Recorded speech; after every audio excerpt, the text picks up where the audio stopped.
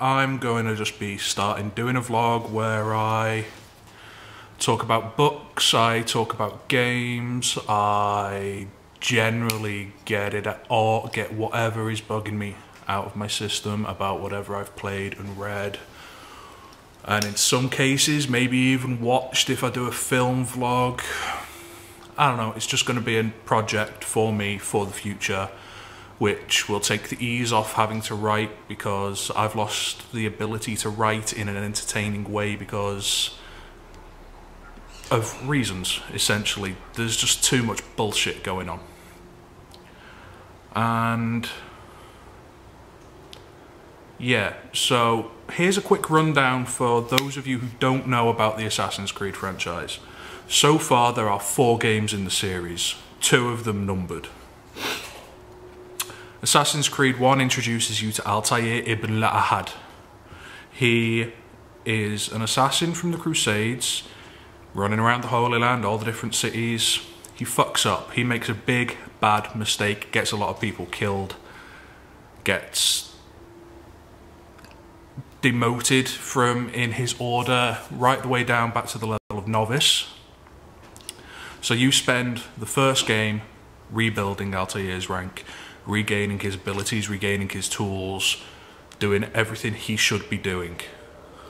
But at the end of the game, it is revealed that his mentor, the man who punished Altair for breaking the Assassin's Creed in the first place, is a fuckwit and an evil bastard. He essentially wants to take technology from a civilization that came before people, known as the Apple of Eden, and enslave humankind to his will, which, you know, blows completely. And that's essentially Assassin's Creed 1. There is a modern storyline which is not the big focus of the game, so I'm not going to delve into that one too much. But then you go into Assassin's Creed 2, and then you are introduced to a new assassin. His name is Ezio Auditore da Firenze, which translates from it into English as Ezio Auditore from Firenze. Which, why the fuck do we need to know where he's from? I mean, I know it's historically accurate and I know it's an accurate name. And you play as Ezio through his entire life over a 3-game span. So he's born, obviously. Fast forward 17 years, his family is killed for no good reason, other than the fact that the Templars, who are the enemies of the Assassin's Order, are evil. They hanged his father. They hanged his elder brother. They fucking hanged his kid brother, who's like 10 years old. If that, all this little motherfucker wants to do is collect feathers, and they hang him. So Ezio takes his sister, takes his mother, leaves fucking Firenze, goes on the road, meets his uncle Mario, which, you know, Italian name. The way they introduced the character is a very, very nice homage to the Super Mario franchise on Nintendo. And Mario takes them to Monteriggioni. And Monteriggioni is the ancient seat of the Auditore family. It's where the Auditore crypt, the Auditore villa, and essentially where the assassins just run the order from. Game world, Ezio goes out of his way to kill every last motherfucker who basically had anything to do with his father's death. They're gone. You befriend Leonardo da Vinci and he makes you stuff, which is fucking awesome. He makes you a gun attachment, which, you know, that's like using a fucking cheat code. It's set in the Renaissance. So yeah, you're running around Renaissance Italy, you're going through Florence, Naples, fucking out to Venice, ending up in Rome, and you've got a pistol attached to your wrist. You fight the Pope. Pope is a guy called Rodrigo Borgia, who actually did become Pope, that's historically accurate. He is a prick. He's the big bad of the game. His entire family run the Templar Order at this point in time, and they want to fuck Ezio over. So Ezio fights with the Pope, goes down into a tomb, fist fights the Pope, and lets him live because he's an idiot. And then Ezio discovers a hidden, like a hidden room kind of deal, and he speaks to the goddess Minerva, who doesn't actually speak to him. She sort of speaks through him to the character in the future. His name's Desmond, by the way, and yeah, tells Desmond what he needs to know about those who came before the original. Yeah, and that's where that game ends. Then Brotherhood picks up directly at the end of that game. You have to escape from the Vatican, which you've just spent fucking ages infiltrating. You have to run away from the Pope and the Pope's men. You have to fight your way out. You end up back at Monteriggioni. It gets destroyed. It gets leveled completely. Go back to Rome. Run around Rome. Rebuild the Assassin's Brotherhood, essentially. You get to control groovy men. You get to be like an armchair strategist, which is awesome. And then the big revelation at the end of this one is in the Desmond storyline, which I don't want to spoil too much of because we don't know how it's going to end, other than the fact that Desmond is destined to avert the apocalypse and stop it from happening and save mankind. This leads us nicely into Assassin's Creed Revelations, which is the 4th game in the series, but it's only like a mini game. Brotherhood and Revelations felt kind of like expansion packs to 2.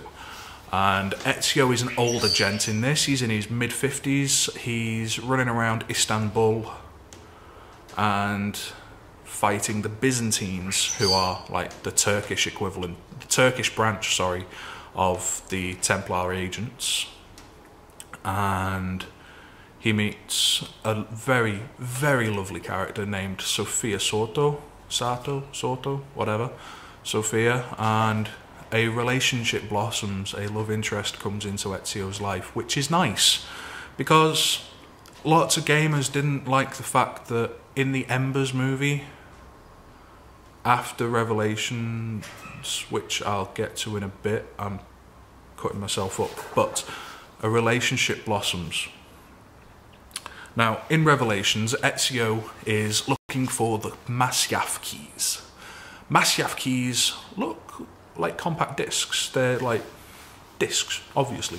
And on these discs are contained memories from Altair, which is weird because Altair and Ezio are not directly related. Altair is not Ezio's ancestor. The bloodlines converge somewhere. If you know anything about genetics, it could be that one comes from one parent of the human character in the future and one comes from the other, but that's getting convoluted. And Ezio learns a lot through these memories from Altair, because you go back, you control Altair again through key moments in his life where he's defeated his old mentor, he's rebuilding the Order, his family is killed, and he dies at the ripe old age of 120 something, which is stonking for the 1200s. And yeah, then you have, that's basically Revelations in a nutshell. Then you have the Embers short, which is like a 20-minute animation from the Ubi workshop, which I actually really enjoy. A lot of people didn't like the fact that Ezio died, 1, not in the game, 2, in a movie, and 3, of old age, which fucks me right off because I wanted him to die of old age. I wanted him to die contented, looking after a vineyard with his wife and daughters, and I didn't want him to die in conflict because he doesn't deserve it. No man wants to die that way. Every single man that I have ever spoken to wants to die, knowing that their loved ones are in some semblance safe. And Ezio gets that in the end, which is perfect. And that wraps up the games so far. Now next week we have Assassin's Creed 3 launching, and that introduces us to the new character Connor Kenway, who is half Mohawk, half English. So awesome combination right there. I mean, insane. You get to play with Tomahawks, you got whole new weapon mechanics, whole new gameplay mechanics, a frontier which is 1.5 times the size of Rome, plus 2 cities, New York and Boston, and undisclosed other cities, plus a homestead, and like half of the eastern seaboard of the US to run around on in naval battles. And it looks like it's going to be amazing. And I'm going to be doing an unboxing video of that on this channel and on my blog, and there's going to be all sorts of kick-ass stuff in it, and I'll be streaming it live as well. If people want to watch whilst I'm recording it, they can stream it as well. I'll do it as a tiny chat, or I'll do it as a Skype, and all you got to do is message me either on my blog, on YouTube here on this channel, or on Goodreads. I'll put my user link in the space below, and yeah, you can get in touch and I'll make sure there's a chat on the way.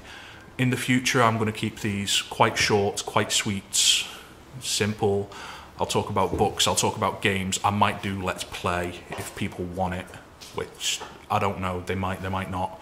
I might do it anyway just because I like watching them, and I figure if I like watching them, there's got to be at least someone else out there who does. But that's it. This is my first vlog. I look forward to hearing from people. If you have any questions, message me, email me, feel free. And I'll catch you next time I do one, which will be next week. So yeah, this is me signing off for now. Bye bye.